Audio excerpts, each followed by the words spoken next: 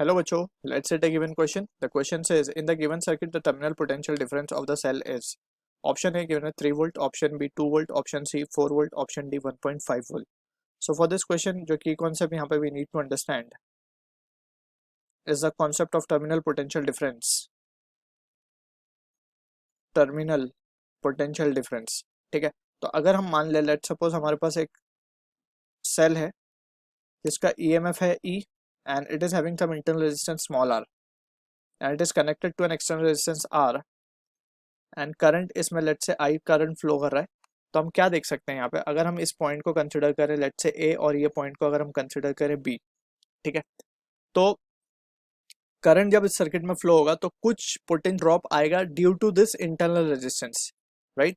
So that drop we can write it as to be E minus of I R, ठीक है ना. ये drop आएगा, ये अब जो ड्रॉप आया है that will be equal to the terminal potential difference, right.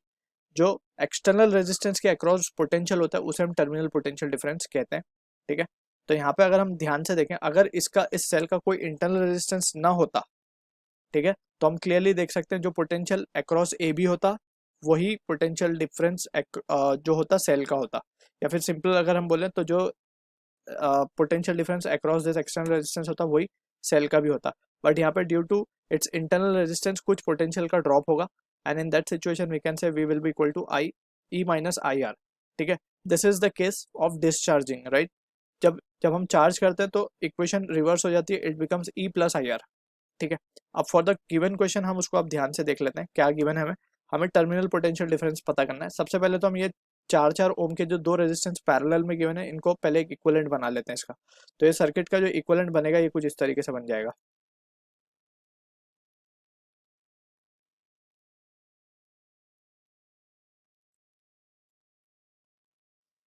4 और 4 है बेसिकली, तो इसका इक्विवेलेंट क्या आ जाएगा, इसका इक्विवेलेंट आ जाएगा दो रेजिस्टेंस जब पैरेलल में कनेक्टेड होते हैं तो उसका इक्विवेलेंट हम लिखते हैं R1 R2 upon R1 plus R2, यानी कि 4 4 16 16 बाय 8 जो कि होगा 2 ओम का, ठीक है. तो ये 2 ओम हो गया and this is 3 volt and this is 1 ohm. Clear. अब यहाँ पे हम सिंपल देख सकते हैं हमें टर्मिनल पोटेंशियल डिफरेंस चाहिए, तो ये पॉइंट हमारा ए हो गया, ये पॉइंट हमारा बी हो गया. तो हम क्या लिख सकते हैं, V A B that is terminal potential difference. या तो हम इसमें किरचॉफ लॉ लगा के भी चेक कर सकते हैं और इट इज सिंपल कि हम इसका रिजल्ट डायरेक्टली याद रखें. It will be 3 minus of I into R. I क्या है बेसिकली, आई हम निकाल सकते हैं बाय ओम्स लॉ.